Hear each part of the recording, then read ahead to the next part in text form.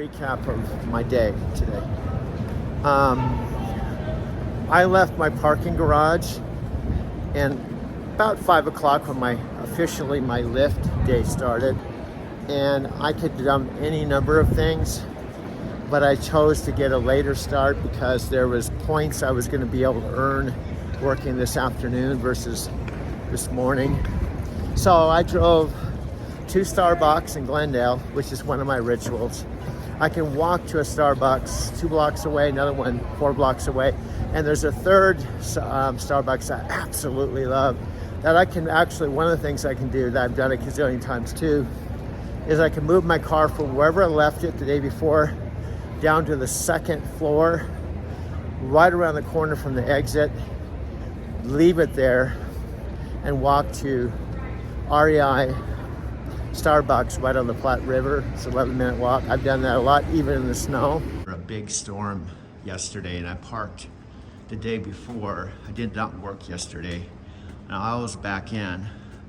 I parked my car right here on the 7th floor, and I want to show you the view. See, it's all open now.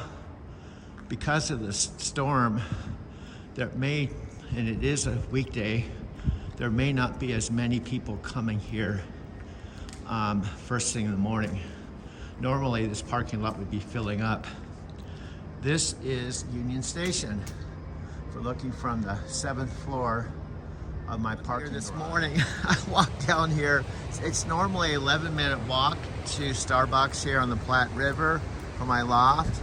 And I walked here this morning, and frankly, when I drove a truck, I had boots. I have to get some boots because I just have these shoes. But this is what it looks like outside of Starbucks when I'm sitting in the when I walked down here this morning at 6:30, it did not look like this. It was just starting to fall. We're supposed to get 18 inches of snow.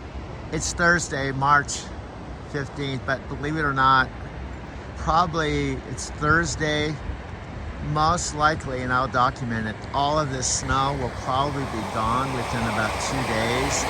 And it's supposed to be about 2 weeks from now until the end of the month where the weather's good.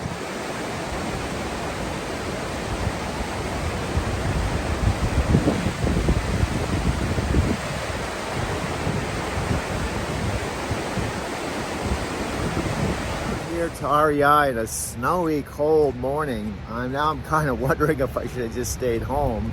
I'm going to show you what it looks like outside of Starbucks REI on the 15th of March 2024. It's March 14th and it's supposed to start snowing about 9 o'clock tonight, and it's raining right now, and we'll have to see how it plays out. There's supposed to be 6 to 18 inches of snow tomorrow, between tomorrow, Thursday, the 14th of March, 2024, and Friday morning at 9. But then we're supposed to have like about 2 weeks of really nice weather with no snow or rain and pleasant temperatures. And I'll have to work very hard between the 15th and end of the month and go into April 1st with some momentum. And then April 15, my taxes are due. So that's gonna be going into the springtime. So I've got a lot of work to do. Looks like it's clouding up, dude. I'm gonna try to get 5 hours in before my Tokyo to Denver call, which is 6 p.m. local time. Compassionate Buddha who revealed the true cause of original enlightenment, who possesses the 3 enlightened properties, and whose 3 enlightened properties comprise his single being, whose beneficent transcends to be his grand teacher and parent. I also express my heartfelt gratitude for his beneficence and pray that his profound benevolent power may ever more widely prevail. Nam-myoho Renge-kyo, Nam-myoho Renge-kyo, Nam-myoho Renge-kyo. Yeah. So Obutsudan arrived Yes. at your. Yes. I just now I have to just get it all set up. I have to get a table, and I'm gonna set it on a table, and I'm gonna get like a little Japanese screen that kind of screens the area, and so it's kind of like a little sanctuary. Since I have this room is very big, so I can get a table and have a little screen, and it's a real nice corner right here. Yeah, it got here really fast. I was surprised. It got here in 6 days. Good. Good. Yeah. So. Put a book. This one. What's that? Oh yeah. And you sent the book, right? No.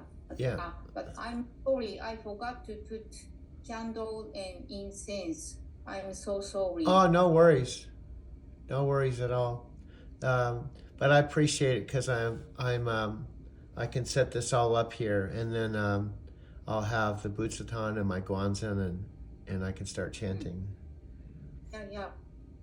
Do you remember how to put accessories? No, because Cynthia set that all up. Cynthia, when I was living in Arizona, she came over and she set everything up. You know, the first time we did a little ceremony to set it all up together. She set everything up, so I can't remember. And I told Nichiren Shoshu Overseas Bureau to your address and phone number and email address. Oh, okay. Through Bureau to Myohoji Temple. Some Myohoji Temple members get contact to you. Oh, okay. Is what's the name of the Tokyo temple? What's the name of that?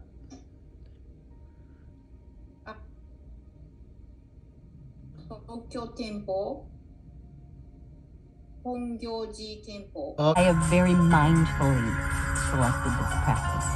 Very, very mindfully. And when I'm on Tozan, it's a validation of that mindful process and acceptance and choice. So the first thing I get back is set up my altar, and I bought a Butsudan, and I wanted to wait until I got to talk to a lot of members since I'm new. I've only been here for 3 or 4 months. I would chant more. I felt a big difference. We did a lot of chanting. It's life altering. And I'm not being histrionic when I say that. It is life altering. You got it. It's like Reverend Martin. Just do it. Just do it. I'm very emotional right now. I changed to the Don concert. I wanted to bring somebody with me. It's the ultimate thing that you need to do for your practice. In fact, it's part of your practice. how does this time work good for you? This time, does this time work good for you? Good. Okay. It's not better than Yeah. before. Yeah, because the morning sometimes I was just really too tired. Because sometimes I can't sleep well and get up in the middle of the night, and then I go back to sleep. So this is better because I know I'm always going to be wide awake and I can make time with my business to come back here and do it. So this is a good time. I see. Then what about 19th? Okay. Same time. Okay. So you went to, can you tell me while you have some time left, can you tell me how it was going to the head temple?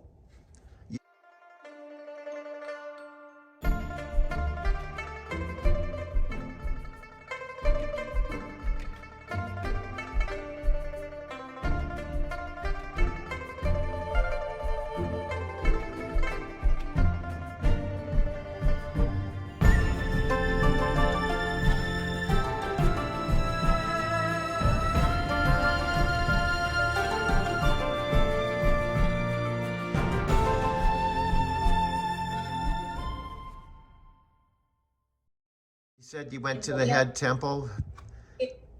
Beautiful sky. So many people come. Uh-huh. High priest is very fine. Uh-huh. He prayed for us. I prayed for your happiness too. Oh, did you go together with the whole temple like we did before? Yeah, a bit, not so much. Okay. Hongyōji members went Taisekichi, but we went individually. We Oh. didn't get to. Okay. Hey, one question. I'm curious. Do you know when we went? Remember, we went and we met with the high priest.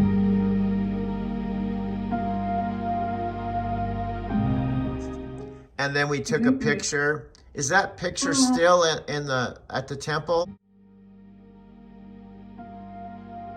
You know, the picture, all the pictures.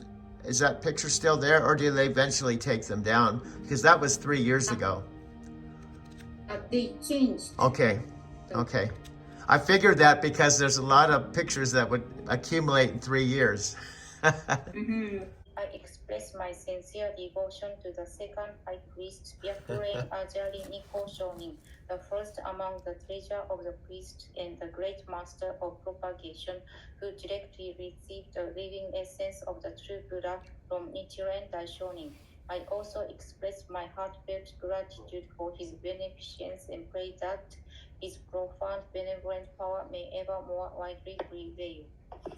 Nam-myoho Renge Kyo. Nam-myoho Renge Kyo. Renge Kyo. I express my sincere devotion to the third high priest, Niida Kyo Ajari Nichimoku Shonin, the master of the seat of the law, who directly inherited the living essence from Nikko Shonin. I also express my heartfelt gratitude for his beneficence and pray that his profound benevolent power may ever more widely prevail. Nam-myoho Renge Kyo. My tribe drive from 5 p.m. from 12 noon, which is now 5 hours. Hopefully, make a solid $100 at least. I know that we'd probably be out of commission tomorrow, dude. I know we're gonna be out of commission for one day, but hopefully we'll get back on Friday, Saturday, and Sunday. We'll just have to crank it, dude. But today, I drove over to the Glendale Starbucks, about a 10-minute drive, and I did that for a couple reasons. That's related to my most recent Denver story, which is going on 2 years next month, and that is prior to getting in my $100 quota today in about 3.5 hours. This is Wash Park. It's winter, obviously. I come here a lot in the summer, but it's actually cool to come here in the winter too.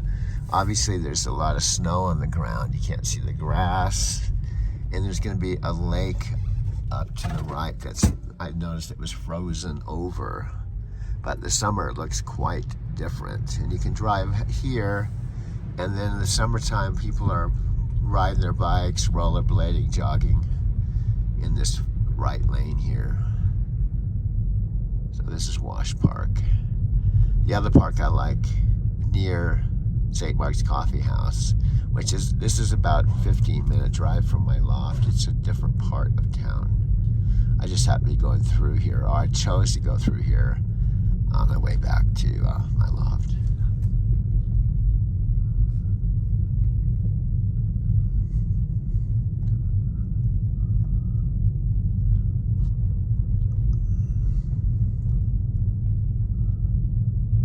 You can see the lake is frozen over.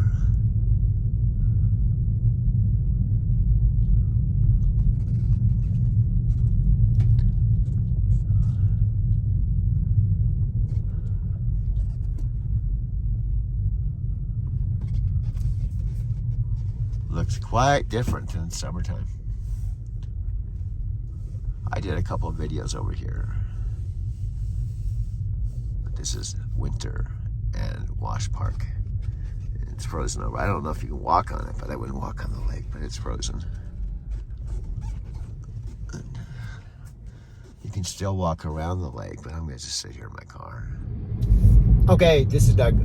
I have my camera / iPhone mounted on my dash. It may look like I'm distracted and looking at the camera, not watching my driving, but I'm not. I have my mirrors on left and right, and I'm looking out at where I'm driving into, and I just glance at the camera. But I've got about a 30-minute drive from near Boulder. I just dropped someone off from DIA. So this is Wash Park Smith Lake. It's not frozen over, but as you can see, maybe in the distance, and I can walk around this lake in about 7 minutes or so and look back at my car. This is when I put the phone on when I want to talk on camera, and I'm in my 2017 Prius.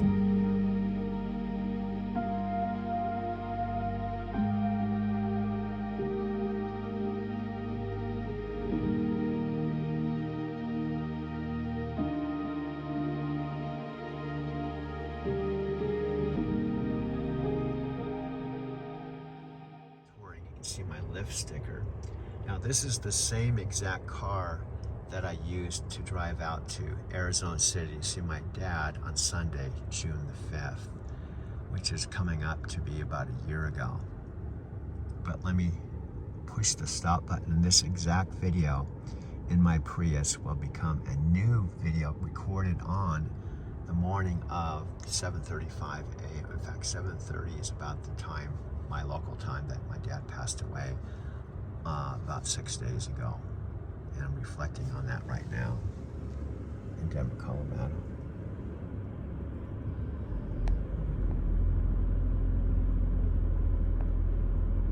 And it's about 6 in the evening, and this is the first day that I've decided to, towards the end of the month, it's the March 22nd, and I have about 9 more days till the end of the month, and this is the first day when every single day I basically want to up my in a post game. Talking about how I was married, had 2 homes, nice portfolio, cars, money in the bank account. My favorite Japanese restaurant. Look at my gray beard. This is a young dude. This beard's going gray soon. He just subscribed to my channel. What's your name, bro? Jason. Jason.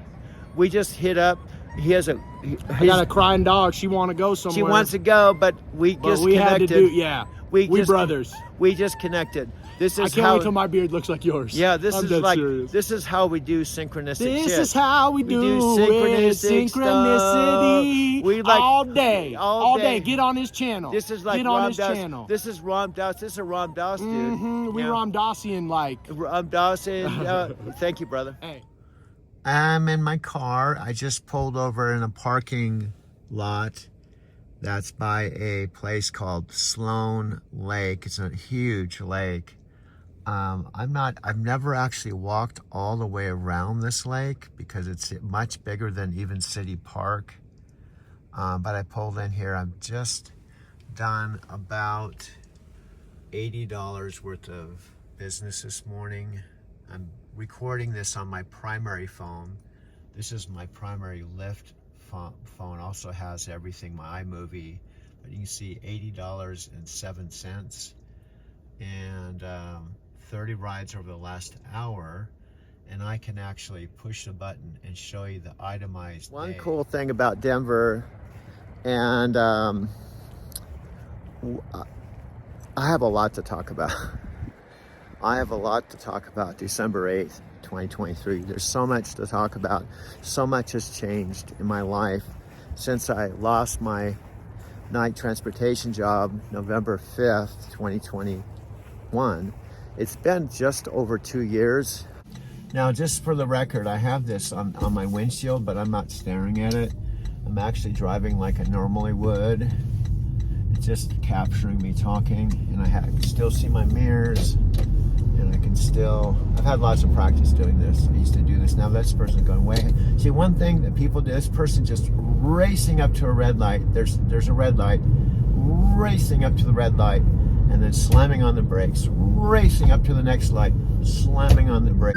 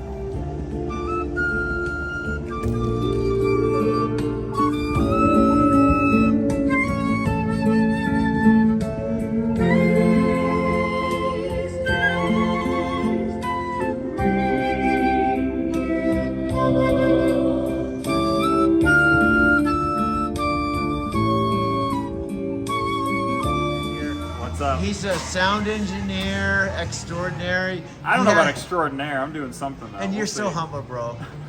I love, you say shit that I love. You know, you don't even know how authentic and cool you are. And I appreciate that. Yeah. I don't know about that. Thank you you. just be yourself, and you have a girlfriend. I do. I got a girlfriend. What's your girlfriend's name? Are you allowed to say it? I keep it private. Okay, keep it private. Keep it private. I gotta keep the mystery up. And his girlfriend is like a movie star. It's a movie star. I wish. That'd be awesome. That'd be super. I wish I was a movie star. Hey, actually, your girlfriend's like a Hollywood actress, right? I wish. Hey, if my girlfriend was, I wouldn't be working here. Yeah. That's for sure. I'd be chilling at home. She'd be paying my bills. We'd be good to go. Yeah. What do you eat? Are you eating tonight? Yeah, I'm eating tonight. What do you want to get? Oh, fuck it. All your food is good, bro. It is good, man. What do you eat? What do you eat? I've been having, you know, what's funny, man, lately I've been doing the nachos. Let's So I have don't know. nachos. So, yeah, I was going to say, so I don't know. And look at, see, You're, bro, you're not leaving, right? You're hanging out, though? I'm hanging out here. Cool. Good. Josh, how's it going, brother? Not bad, and Andrew! It's like the A-team. Andrew, Josh, and Caleb's Blue. in the back somewhere. And Caleb. Look at all this. You're doing everything, right? Yeah, everything. Let's do it, man. Sorry, I have a channel. I film them. I'm kind of weird. You're fine. No, I love this place. I come here every day. Are you, you said you're making videos. Dude, You said, but something about your apartment. What did you say about your apartment? I was in the process of maybe having to sleep in my car. Whoa, why? What's going on? I was short on my rent. Oh, shit. But you're okay now? I'm going to be okay. Good. Okay. That's good. I get so wrapped up in these videos that don't work. Dude, I get it. There's passion and there's obsession. Yeah. There's a fine line. What, chicken. Let's do it. But I talked to my manager today. I have most of my rent now in Nice. cash. Yeah. I have till the 4th to pay it, and I should save myself. There See, you- it might sound funny. It's not about my apartment. It's being able to be right close to you and coming here every day. Yeah. No, I get it, man. It's the whole thing. Well, I'm glad it got taken care of though, you know? It sounds like you got a plan, so that's I good. got a plan. Yeah. I worked today. I sent some money. Nice. You doing Lyft still? What's that? You're still doing Lyft? Yeah, no, Lyft. I just have to do more of it. Yeah. I get that. You're a sound engineer Yeah. and you work here. Yeah, I know, man. Hey, you gotta do what you have to do. do what you gotta do to pay the bills. Yeah. You know? And if you slack off, fuck. Uh-huh. Hopefully one day that'll pay the bills, you know? We'll see. You just got to take care of business, bro. Yeah. Now, Matthew McConaughey called me the other day. No way. Go. This is only going to take a couple minutes. This is not a traditional memoir. Yes, I tell stories from the past, but I have no interest in nostalgia, being sentimental, or retirement, and most memoirs require. This is not an advice book either. Although I like preachers, I'm not here to preach and tell you what to do. This is an approach book. I'm here to share stories, insights, and philosophies that can be objectively understood, and if you choose, subjectively adopted, by either changing your reality or changing how you see it. This is a playbook based on adventures in my life, adventures that have been significant, enlightening, and funny, sometimes because they were meant to be, but mostly because they didn't try to be.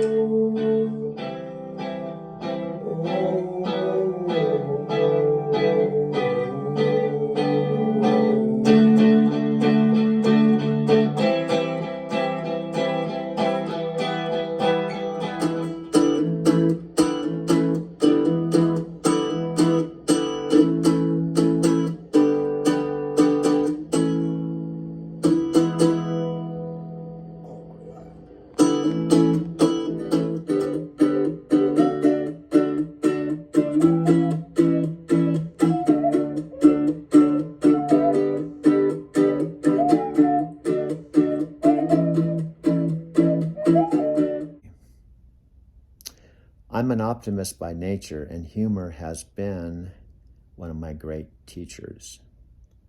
It has helped me deal with pain, loss, and lack of trust.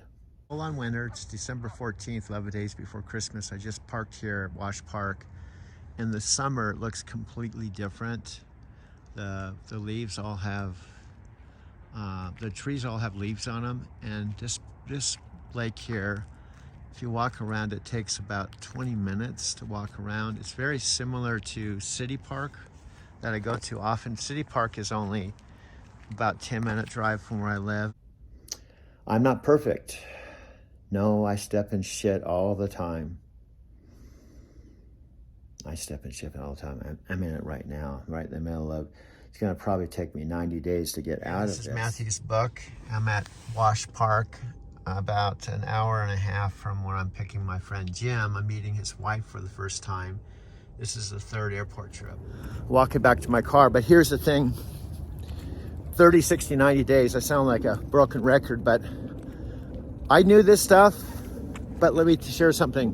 You can know something, you can understand it, but the most important thing is to metabolize it, use it, and more importantly, use it to get through bad times. I can't tell you how many people I see driving with pouring rain with no lights on.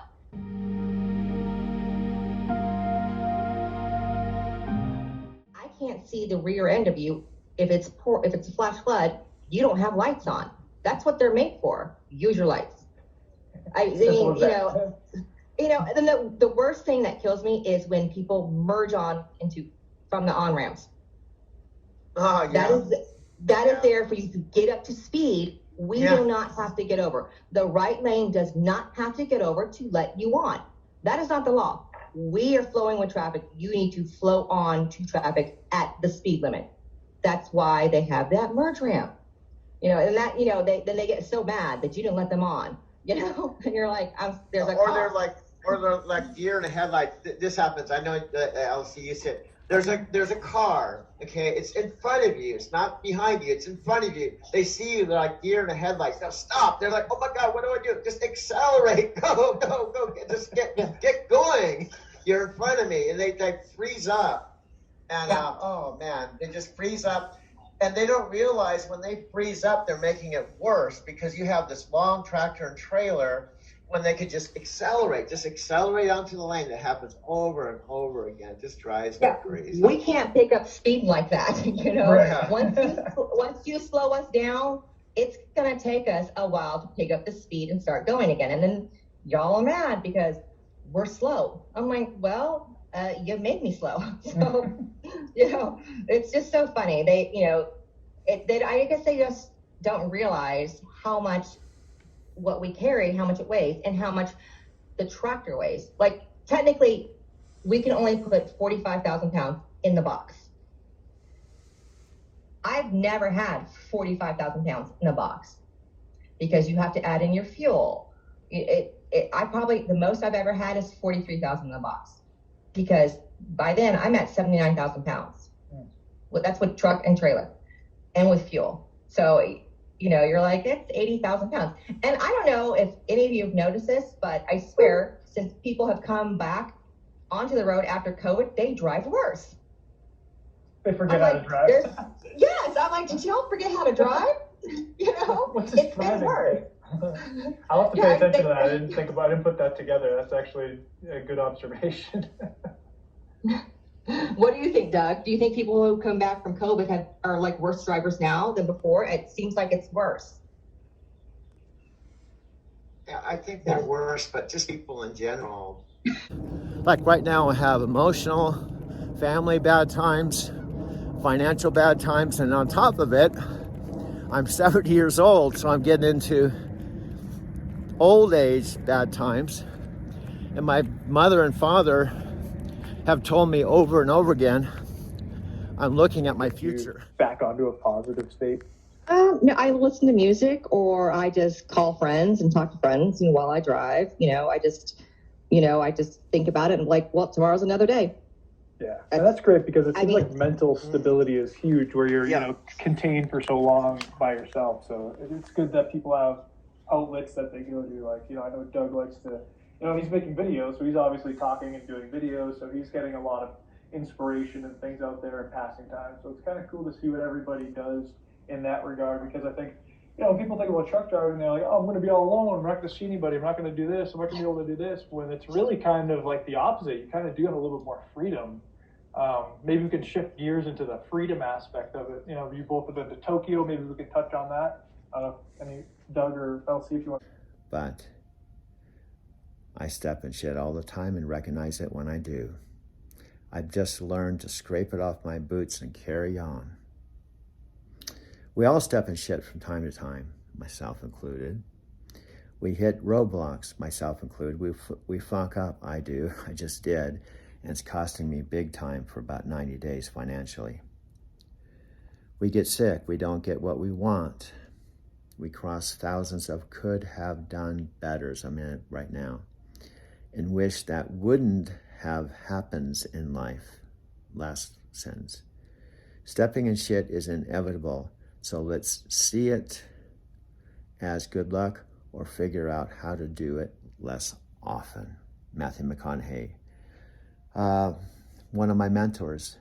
Now, oddly enough, I'll just finish this video clip, that I didn't even know about this book until April 24th, 2023. It's now September 9th, 2023. So kind of put things in perspective.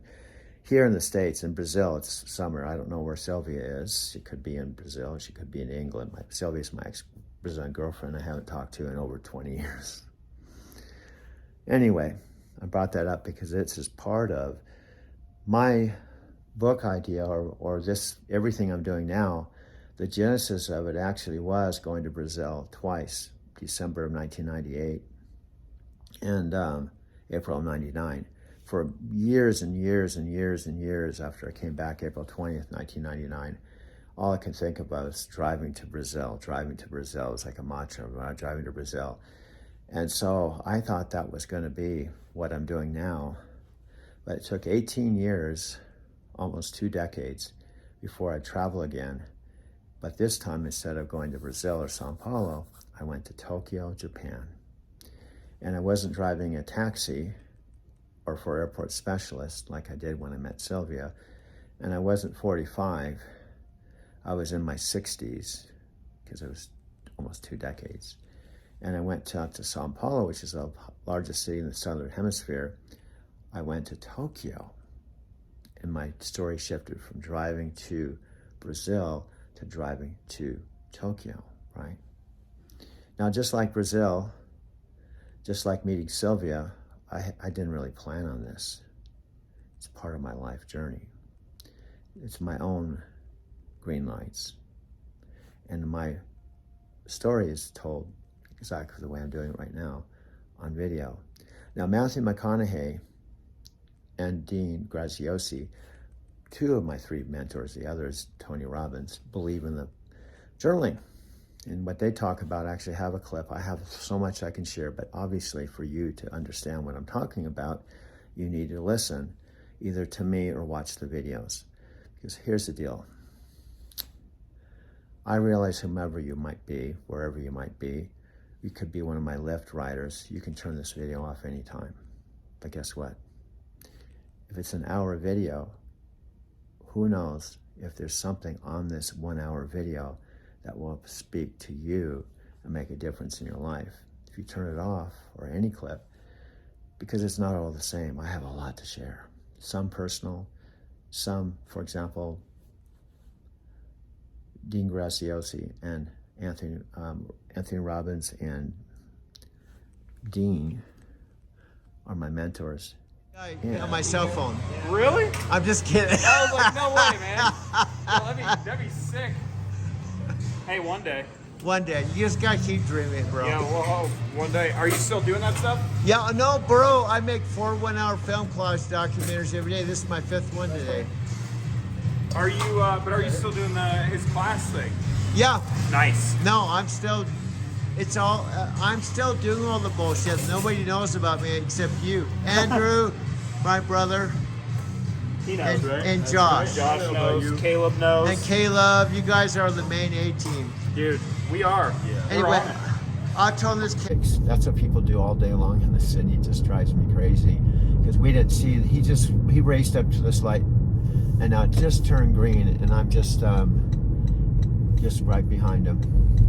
The people tailgate, they race around. I have to be extra careful because I'm driving in the city 100% of the time. And it looks like I'm driving right around Empower Field and coming into my neighborhood right now. Now I'm at about $80, and I could drive about another hour and hit my 100. But sometimes when I'm right here at home, I'll take a break because I can, because I never know where I'm going to go. Like if I drive an hour, I could end up way out in Boulder. You know, now I'm driving literally right alongside Empower Field right now, which is the football stadium.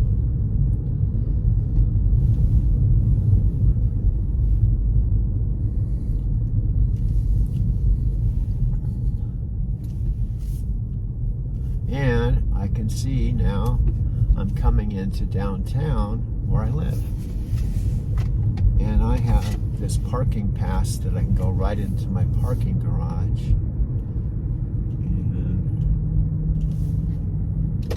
And I'm going to make a left here. And I'm just making my way from Empower Field in Sloan Lake to my apartment. It's 9:27 a.m. and I have still, it's gonna snow tonight, so I absolutely want to work about 4 more hours between now and 5 a.m., preferably after I take a break, so that I'm not driving in the snow tonight. In other words, tonight I would like to have my $200 base quota on my first day. I'm focusing on that. And then I don't know how long the snow is going to linger as far as until tomorrow. But snow can influence how much you work, and that's another reason when it's dry, and it might be cold, but if it's dry and there's not snow or ice, I've got to work more as much as I can to make up for the time I may have to take time off because of the snow. That's a real thing in the winter. The other thing to mention is, for example, Encinitas. When I was in Encinitas, after I lost my job, November 5th, 2021, I car camped in Encinitas for the winter. Encinitas does not snow, but it does cool off. I'm actually taking kind of the back way to my place, and I believe I'm going to be driving right by the aquarium and right by where I go to REI, and yep, drive right by the aquarium and right around the back way to where I live, the lower downtown.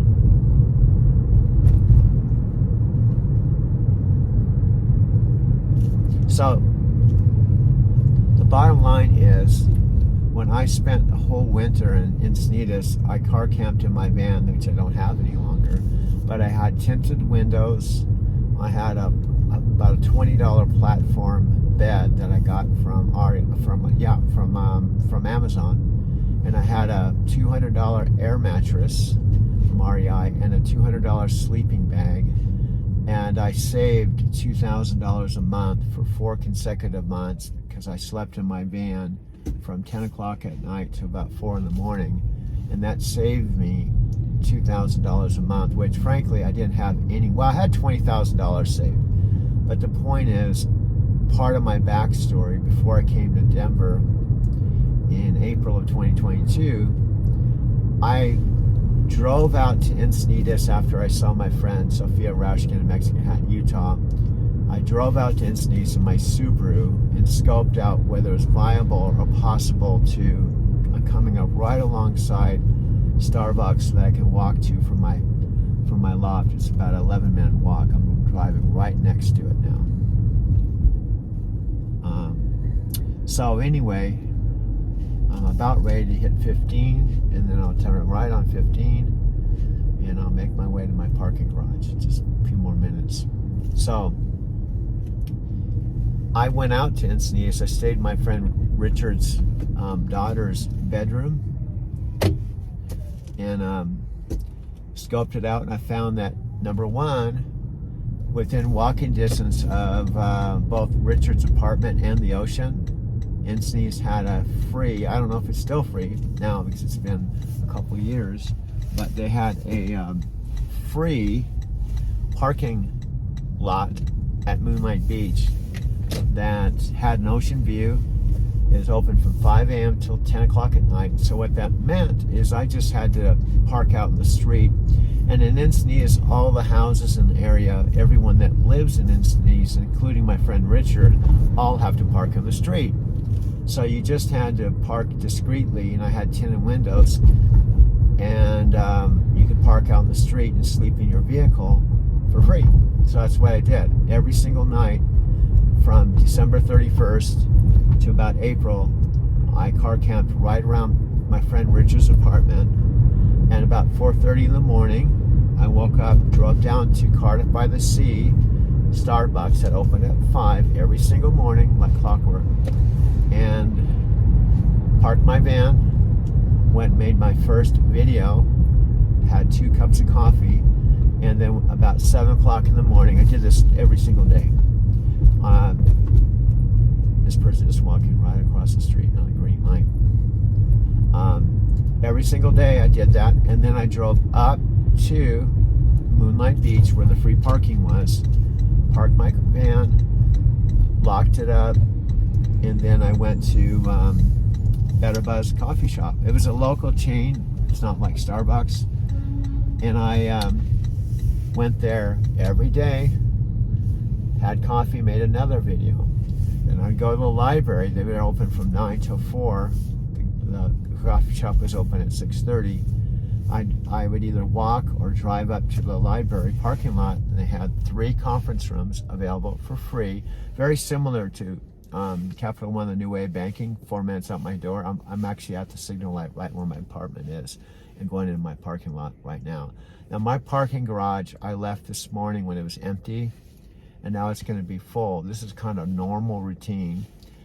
Now, very similar to the routine that I had, and Encinitas, I'm doing the same thing, except I have the addition of my Lyft income that I did not have, and I'm in my Prius and not my van, pulling into my parking garage right now. Here we go, here we go. I'm gonna pull right in. Hello. Hello. Pretty good. So I'm pulling into the garage. Now again, I left here at 5 o'clock this morning, and the parking garage was empty because this is primarily used not for residents like me, but this was used for people that work downtown but live elsewhere, and they pay a monthly parking fee, rental fee, just like I do, except they just park during the day and then go home at night. I come in here, like right now it's 9:34 a.m. and I've just hit about $80, and I'm gonna up my basic quota. I need to get my life back in order financially. My new goal is $200 a day in approximately 8 hours. And there's going to be some days maybe I'll only do 100, but if I up my game to 200, it'll help make a huge difference, because $200 a day in 30 days would be $6,000 a month. $300 a day would be $9,000 a month. And it's easier said than done. All I need to do is focus on today. Do it. Focus on tomorrow. Do it. Do it. One day at a time, 5 days, 5 days at a time, and get some positive momentum. In other words, I do my first 200 today, do my second one tomorrow, the third one, third day, fourth, and 5. So in 5 days, if I make 1,000, it's like, okay, I did it for 5 days. I can do it for 5 more and 5 more and 5 more. Because in 10 days, that would be 2,000. And 15 days would be 15 times 200, which is 3,000, right? 15 days, 20 days, and so on. That's what I have to do. And then once I do a month, just start all over again. Do 3 consecutive months or 90 days. And I believe I'll get myself completely out of the situation I am financially. And it'll probably affect me on an emotional level. But here's the bottom line. It doesn't stop there. I can't do all of that and then go back to what got me in this situation. That was just not working enough hours and getting behind. So here's the bottom line. I'm looking for a parking space. The bottom line is the definition of insanity, you've heard this before, is doing the same thing over and over again, expecting to get different results. And Tony teaches there's no such thing as failure, only outcomes. In other words, you could say, I have failed. And I have. I'm just being honest. I have failed. And I've sabotaged myself, and no one else is responsible. I put myself in this position by just not working enough. Now this is one possible parking space right here. I'm on the 6th level. And this is more wide open here. Because it's Friday too. And it's, some people may possibly be working at home. I'm gonna go up all the way to the 7th level and see if my parking space is available. It's wide open here. In fact, there's nobody on this whole row here. I'll soon find out. I was literally in this parking garage this morning at 5. Okay, my parking space on the 7th floor that I like to take when I come back for a break is available. That's what I'm going to do right now.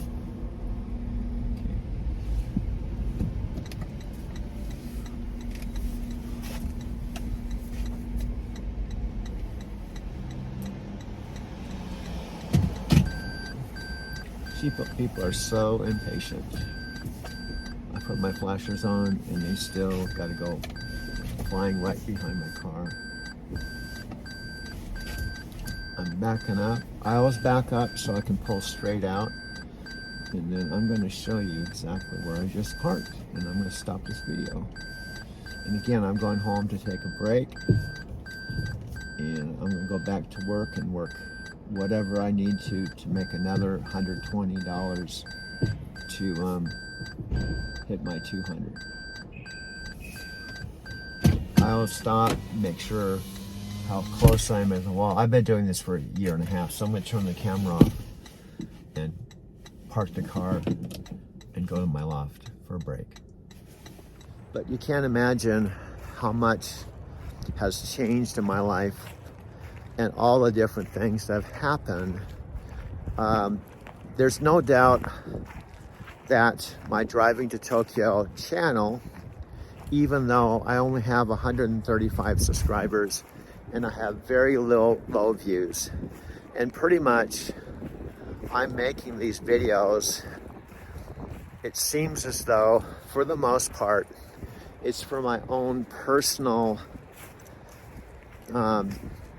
journal, like Matthew McConaughey, Tony Robbins, and Dean Graziosi, and especially Dean. I consider Dean Graziosi my primary virtual mentor, and I'll explain what I mean by that. But I consider Dean my primary, although Matthew's right there and Tony. They're my 3 virtual new mentors that I've been mentoring with since my dad's 90th birthday, April 24th, 2023, just last April. It's now December. I watched a virtual event that was Matthew McConaughey's very first virtual event called The Art of Living. When I say virtual, I didn't fly to a city or stay in a hotel or go to like the Colorado Convention Center like I did 10 years ago, I flew to Denver. I stayed at a condo and I attended what's called the Empower Network No Wussies event. That's what I would consider what I did for, gosh, a couple years when I was in Empower Network. And I'm bringing this up because everything is interconnected, even though I can talk about things that happened 25 years ago that is really still connected to my life today. That's part of the whole idea of Express Connections. When I had my taxi service, I called it Express Connections. And I did that because that's how my whole life has kind of been. Like I tell my Lyft customers, I'm kind of like a metaphysical Forrest Gump. And my life has kind of been one big express connection for the last 25 years. I'm gonna turn the camera around so you can see the lake and where I'm standing. There's a lot of those great material possessions, and that was a fantastic time as well. And it was a blessing, and I'm grateful for those blessings when they served in my life at that time. And going through that experience all at the same time, knowing that I got what I needed out of that experience, and I'm grateful for that experience. I'm actually very humbled by that experience. And at the same time, there was a part of me that did not feel completely fulfilled. I felt something was missing. Something wasn't right. And I never really felt fulfilled. And once I let go, once I released, once I allowed the universe, my higher self, guides, whatever we want to call it, God, whatever you want to call it, maybe you don't even want to call it that, you want to call it Joe. Once I'll take responsibility, I'll speak from my perspective. Once I allowed all of that to be released and let that all go, there was an immense amount of freedom within my heart, within my soul, within my mind, my body, letting go of so much emotions.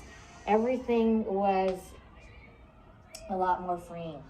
And I continued to feel more and more untethered by all of that. Now, am I saying that anybody else shouldn't have that, or you should follow in my footsteps? No, I'm not saying that. That was what was right for me, and it is still right for me. And I do believe that, you know, if that stuff, the material possessions, is meant to come back into my life again, and I'm meant to have all of that, it'll come back. If it's important enough to me to have that, sure, it'll come back. But can the fulfillment in my heart, in my soul, in my spirit, can that be taken away? No. No, that's the ultimate fulfillment. And that is what I call unliving the American dream. It's a beautiful thing to have things in our life. It's also a wonderful place to just be grateful for what is presently here. Being completely untethered, not having those things in my life, which actually was quite a weight. Like I said, I've got 5,000 videos. This is my friend Sophia Rashkin that I've known since about 2012, when she was my Empower Network guru. She and her husband Aaron were number 4 in the Empower Network. They were making about $70,000 a month. They went on to make $1 million, but she ended up leaving the business, and her husband. And there's a long story with this, but the bottom line is, I was driving my night truck into Denver to take my 10-hour break one day, and I had done 3 days of a day in the office where I paid her and her husband about $2,500 to mentor with them. This was way back about 2012 or something like that, so now 12 or 13 years ago. And somehow, I don't know how or why, I felt like something was not right with her, and her husband Aaron. So I just sent her a Facebook Messenger message. I didn't even have her phone number. I wasn't friends. I was just one of the people that attended, that flew in to the day in the office. We had people from Portugal, and I was just a participant. So all I said to her was, "Is everything okay?" And coincidentally, it was also when I was coming to Denver for an overnight layover. As soon as she got the Facebook message, she sent a message and gave me her phone number, said, "We need to talk." I was like, wow. So I called her and she said, "Where are you?" I said, "I'm actually coming into Denver to take my 10-hour overnight break." She said, "There's a Walmart right by our house." And I knew where she lived. And I looked up the Walmart. She said, "You can park there overnight because I've seen trucks there. I'll pick you up in my Mercedes and I'm going to take you to my place and we're going to need to have a talk." Well, she picked me up, and that was the start of our friendship. She brought me to their personal home. They actually had two homes, one for the business and one for the personal home.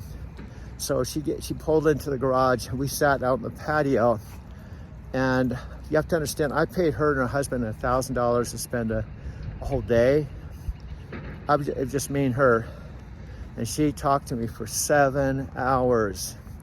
And I won't go into all the details, but she basically said, "How did you know?" I said, "How to know what?"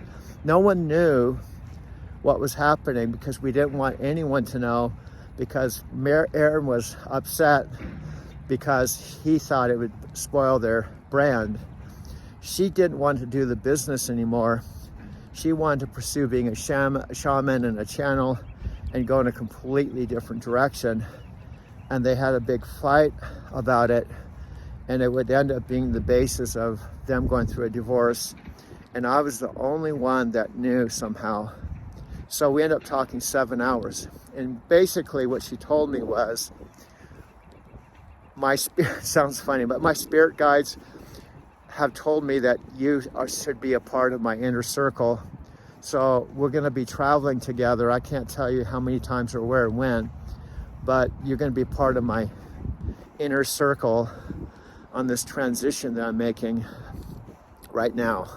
So that was how our friendship started. I would ultimately help her pack her house, and we would start traveling together.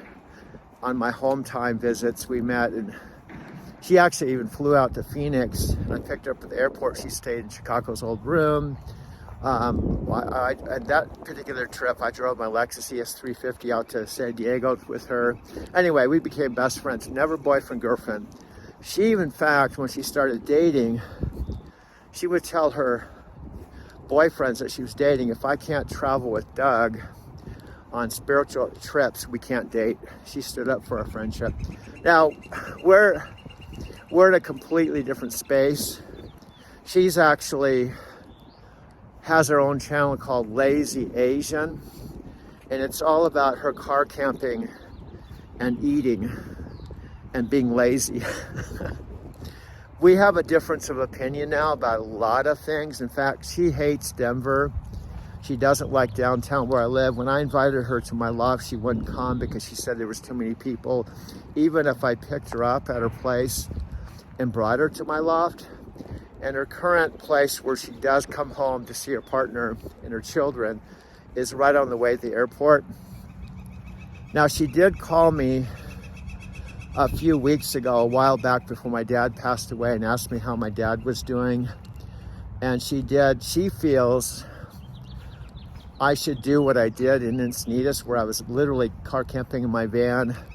I didn't have this apartment. I wasn't doing Lyft. She feels when my lease is up, I should just basically live off my Social Security and travel around in my Prius or a van, which leads me into, I have to get the deed to my car. Why? Because if I had the deed to my car at any point, especially after my lease is up, I could go to CarMax. They'd probably appraise my car at about 17 or 18,000. And she's trying to talk me into, she was calling me actually from Baja California, Mexico. She just likes being a van person. She doesn't work, and she's completely changed And she likes it in Oklahoma City better. So, and she doesn't like Japan. And she knows I love Japan. So my point is, we're still really good friends.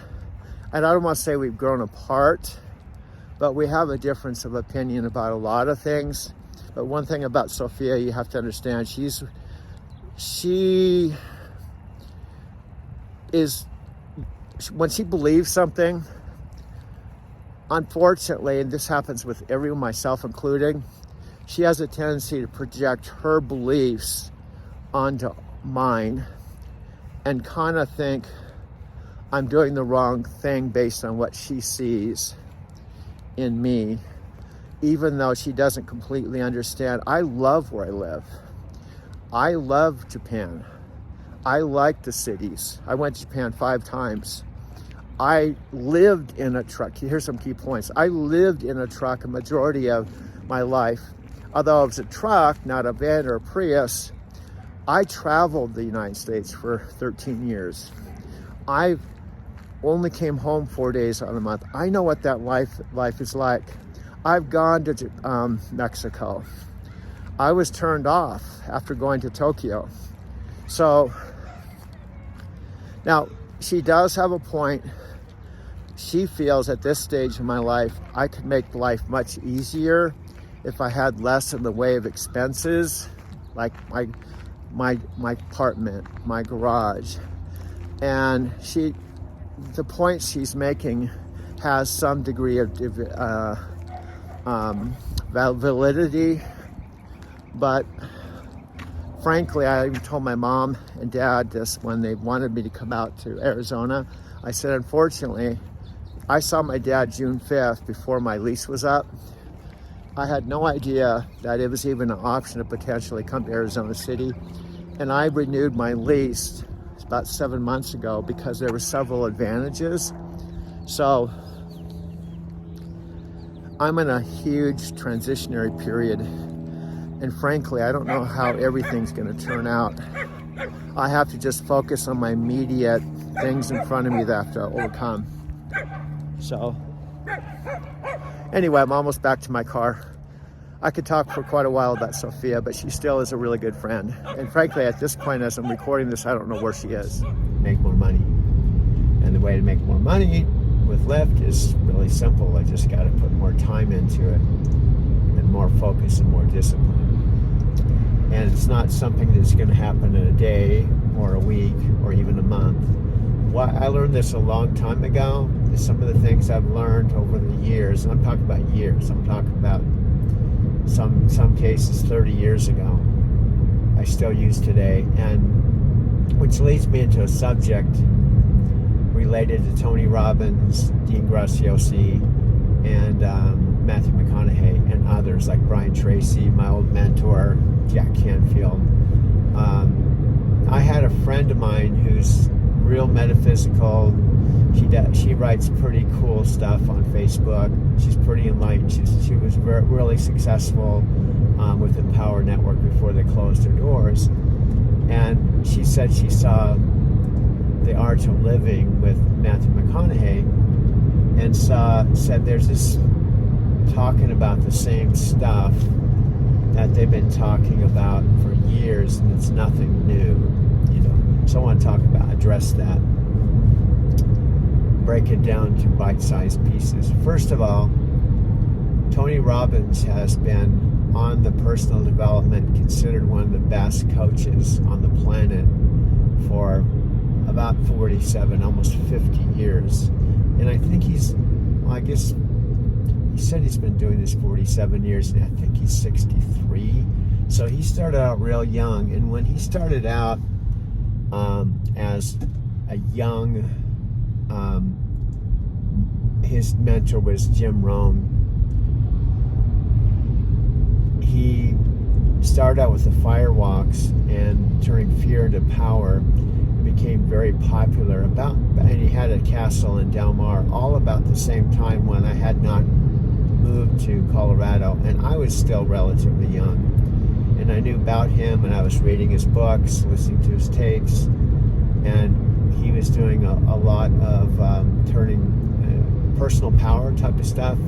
And he was very popular in Southern California in the very beginning of his career.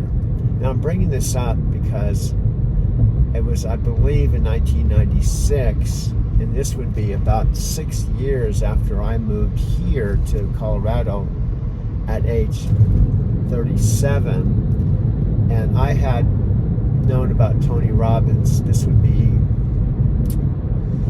in the 80s. I listened to the same tapes, read the same books, was aware of Tony, was studying. In fact, there was a point, I can't remember the exact year, but I was married from October 18th, 1981. I went through a divorce with my wife Sharon in 1986. And I worked with and mentored with Jack Canfield. I met Jack Canfield about the same time I was married to Sharon in 1981 to 86. And I'm putting this in the time frame because I've been around personal development stuff, and I'm not in any way saying this to boast or brag, just the opposite, that I'm humbled because now I'm 70 and I absolutely have not taken full advantage of everything I've been exposed to and lived up to anywhere near my potential. And time is running out. And now, since my father's passing on March 17th, and that's the 22nd, when my brother-in-law called me on Sunday morning, now my mom, my family, and I, we've all known that my dad was, most likely, my mom has used the phrase through this last year, it's inevitable that my father knew that he was dying. Now, given that he passed away, it was a real wake-up call to, this is it.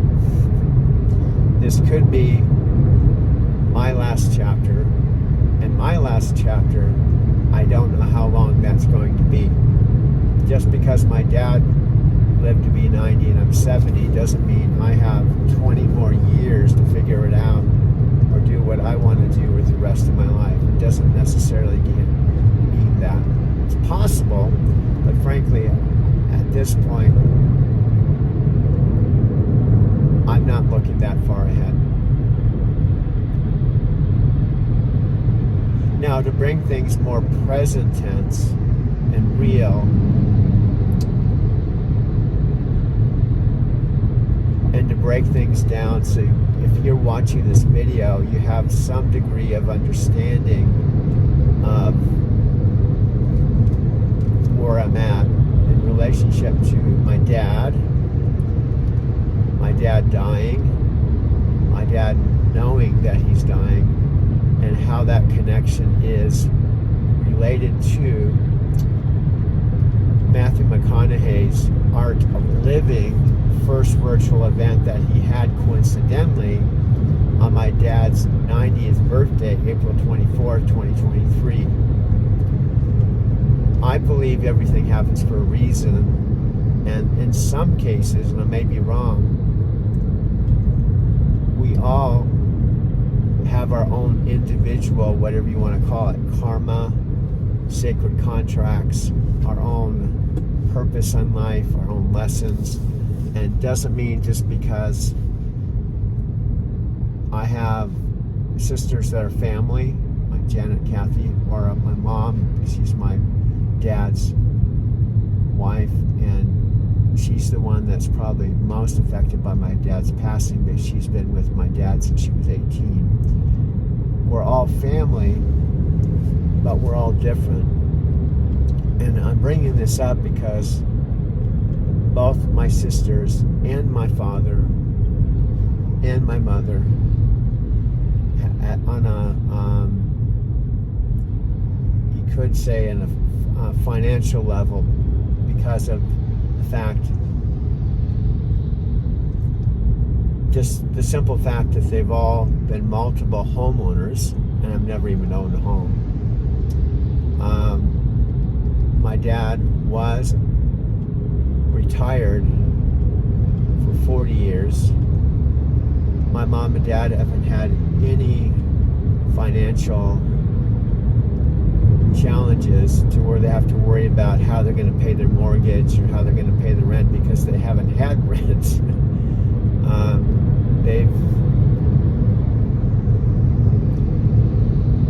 They've built, starting in high school. Actually, they bought their first house when I was in elementary school, Rolando Park Elementary School, and I was still at home. And my two sisters were even younger than I was.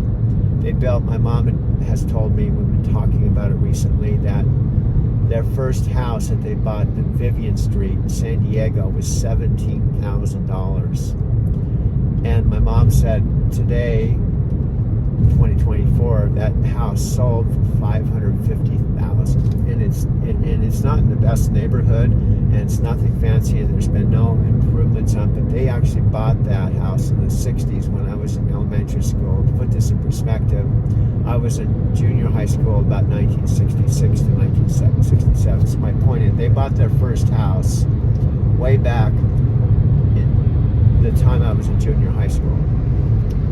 The second house that they didn't buy, but we built as a family when I was still living at home, was a piece of property that they bought, I understand, paid $10,000 cash for.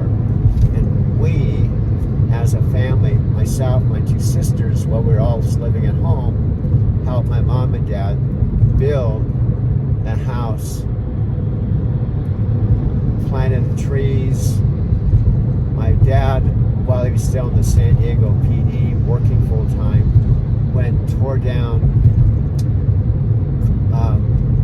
wood, 2x4s, big beams, and we pulled nails out and burned and distressed the big beams and pulled the nails out so my dad and my mom could actually build a house made from used lumber that was old. I think it was like 40 years old. So they could save money. And the point is, we as a family built the very first whole house that my mom and dad built. The first one built it. I moved away from home at age 19. They built that house, lived in it, and then bought another piece of property near San Diego State College where my sister lived, more in the city. The house that we built was more out towards Jamul, kind of a rural area outside of Eastern County of San Diego, close to where my sister currently lives with her current husband, where he built his second home. And that was going to be their retirement home. That was going to be their retirement home.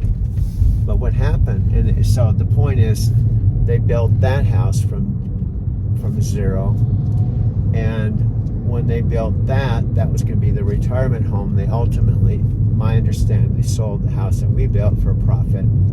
And I don't know the exact numbers, but I think they built the first house for around $25,000 and sold the second house that's still there and someone's still living in it to this day, and it's probably 50 years old, for $125,000, made a profit, and built their second home. And this was all happening after I left home.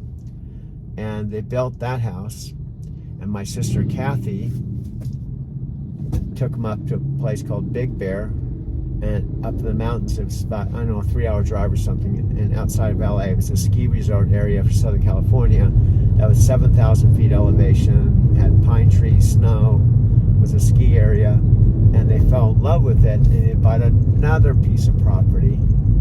And that was quite a drive. It's like 3 hours away. Now, I may not have all the facts exact, but my mom and dad, I believe my dad was still employed by the San Diego PD. And I think they drove up on weekends, on my dad's day off, to build that house. And they built that house, and my dad, I think they were driving up to Big Bear, where they bought another piece of property and were started in their third house, I believe, when they're still living in the San Diego house. And that third house ultimately was supposed to be the third and final house in the retirement home. So the point is, they bought a house in Vivian. They didn't build it, but they bought it. They bought the property and built the first house when I was in high school. They bought the property and built the second house, and then they bought the property and built in Big Bear and built a third house, and lived in the houses, turned them over for profits, and then ultimately, this is the last part, almost the last part. My mom and dad bought another piece of property in Big Bear that was on the sunnier part of Big Bear, where you could have a better view of the mountains on a dead-end street. And so they bought a property there and built their fourth and final house, that much bigger than anything else. It was all custom. It was the fourth house they built. So they ended up selling their third house and moving into that. And that's where they were living for 30 years, 3 decades.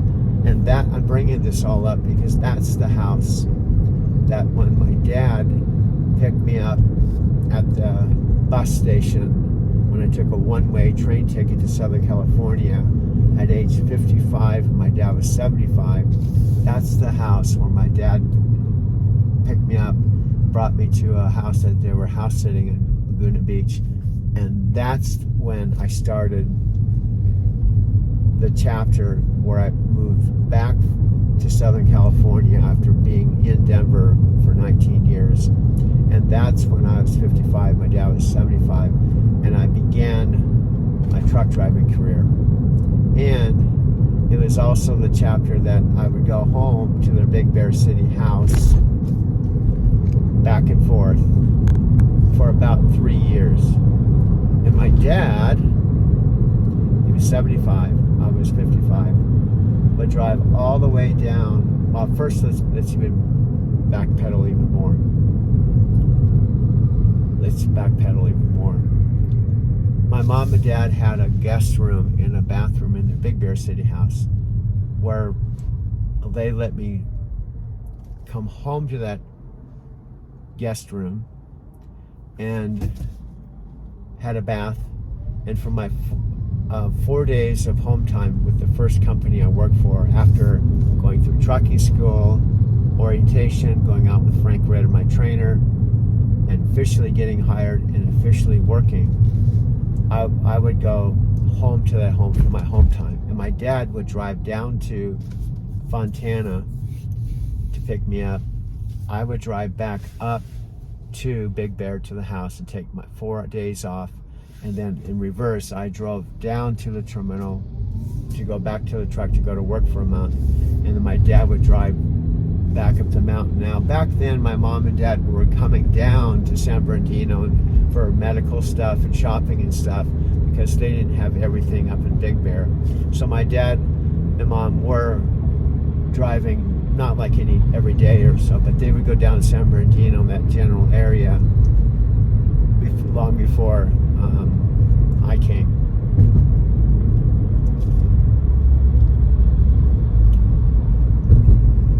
So the point with this is part of my dad and mom's story related to my own story, is, and to go back even further, before I left Colorado to go to Southern California, I lived here for 19 years, and prior to going to Southern California and taking my home time with my folks in Big Bear, I only saw my folks once a year. My dad retired when he was 50, and my mom, I think, said for 20-something years they traveled during the summer months in their fifth wheel. My dad would paint, and he was an artist for 40 years, was retired for 40 years, would paint landscapes. And my dad became a very serious artist, went from being on the San Diego PD to being where it became his life, you know. And the way he explained it is he was on the police, San Diego PD. I just got the picture my mom gave that police chief announced the passing of my father. He was on the San Diego PD for 23 years, but he was retired for 40 plus years, twice as long as he worked. And during that time, that's when I believe they built their second and third home, and that they lived in their Big Bear City home for 30 years. And what's even more amazing than everything I've just said, they bought a house on Vivian Street, built 4 houses, and then in the end, in Arizona City, when that came into technically my parents' story, but I was a part of that because I would call the Arizona City house the first one they paid cash for my home for home time. My parents owned it, but it was I called it home. They would go from building 4 houses to buying 4 houses, and not just buying houses, paying cash for all of them one by one. First the one I called home, then the second one was their primary home in Arizona City, and the third one was my dad's art studio down the street from mine. And they bought 3 homes initially, and then on top of all that, in the end, they would sell my dad's art cave down the street for a profit, move all his paintings into the house that I called home, so it looked like an art gallery. My dad would start painting in the living room, and then on top of all of that, they'd end up selling their primary home and buying the house across the street, which will ultimately be their 4th and final home that they paid cash for. And then after all of that, the last part is they would ultimately sell the house that I called home and where my dad was painting every day. They would ultimately sell that house and be down to the house where my dad recently passed away in. Lot of history. And my mom, I'm bringing all this up because my mom and I had a conversation while my dad is still and having a difficult time and was at home with his hospice, and my mom said something like, our lives could be a book. And that really spoke to me because it's true, my mom and dad's life could be the basis of a book. And I believe, even though my story is quite a bit different, if you combine the two, my life, which is quite a bit different, and their life, combine the two, it would be an interesting book. And I'm the one, I believe, to create it, write it, and my belief, my videos are a visual, at least concept piece, like a visual journal that can be the genesis of that story, and it's be called Driving to Tokyo. It isn't just driving a taxi, driving a limo back and forth to the airport, and driving a truck and driving an outlift, and about Tokyo. There's all the backstory components, which include my mother and father's life and their influence on me. And I'm sharing all this while I'm driving back to my loft, because this is one of the ways that I flush out my ideas is on video.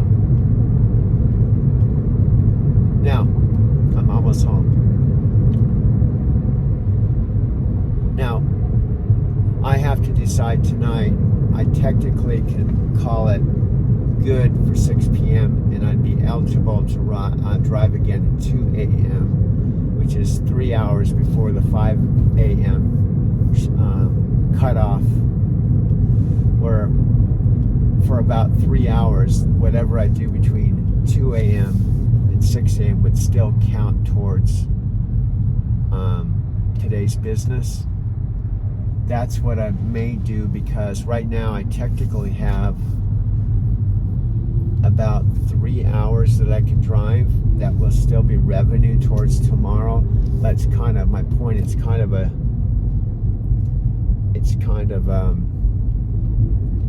I can work 3 more hours right now and then be eligible to drive like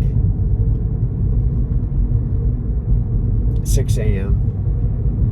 and earn about the same amount of revenue, or I can go back out at 2 a.m., earn the same amount of revenue, and still count to today's revenue. So, and I can go home and be home earlier. So sometimes I have to make those decisions. But the bottom line, switching gears,